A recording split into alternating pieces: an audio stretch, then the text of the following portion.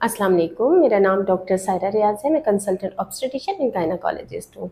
एक क्यूरी जो पेशेंट बहुत ज़्यादा पूछते हैं कि डॉक्टर साहब क्या ऑपरेशन के बाद नॉर्मल डिलीवरी हो सकती है?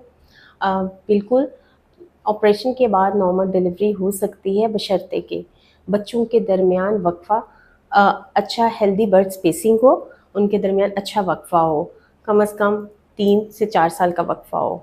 अ, उसके बाद जो इम्पॉर्टेंट बात है कि आप पिछली प्रेगनेंसी में लो रिस्क पेशेंट हो, आपको किसी किस्म की कोई हमल से रिलेटेड पेचीदगी या ऑलरेडी कोई मेडिकल डिसऑर्डर जैसे कि ब्लड प्रेशर, शुगर, दिल का मसला, सांस का मसला या किसी किस्म के और मसाइल का दुचार ना हो। ऐसी सूरत हाल में आपके चांसेस बढ़ जाते हैं और इस मौजूदा हमल में भी आप किसी किस्म की मेडिकल डिसऑर्डर या किसी पेचीदगी का शिकार ना हो, खून की कमी का शिकार ना हो, हमल से रिलेटेड शुगर का शिकार ना हो। इसके अलावा एक्टिव लाइफस्टाइल अगर आपका है, आप नेचर की तरफ से फेवर आपको मिले और आप नेचुरल पेन्स की तरफ चले जाएँ तो ये बहुत अच्छी बात है। लेकिन याद रहे कि जिन ख़वातीन के पहले ऑपरेशन हो चुके होते हैं, उनको बिल्कुल एक ट्राई नहीं लेनी चाहिए कि दर्दें लगवाने की गोलियाँ ले लें या दर्द तेज़ करने की ड्रिप्स लगवा लें। आपके कंसल्टेंट्स आपको अच्छा गाइड कर रहे होते हैं, लेकिन नेचुरली अगर आप पेन्स ले रही हैं तो दैट इज़ वेरी गुड। अल्लाह ताला आपको फेवर कर रहे हैं और आप एक नॉर्मल डिलीवरी की तरफ जा रही हैं। लेकिन याद रहे कि जो ख़वातीन पहले सर्जरी के मराहिल से गुजर चुकी होती हैं, उनकी यूट्रस एक स्टिचेस लगे होते हैं, ऐसे ही जैसे एक कपड़े को सिलाई किया जाता है। दर्दों की शिद्दत या आर्टिफिशियल पेन्स की वजह से स्टिचेस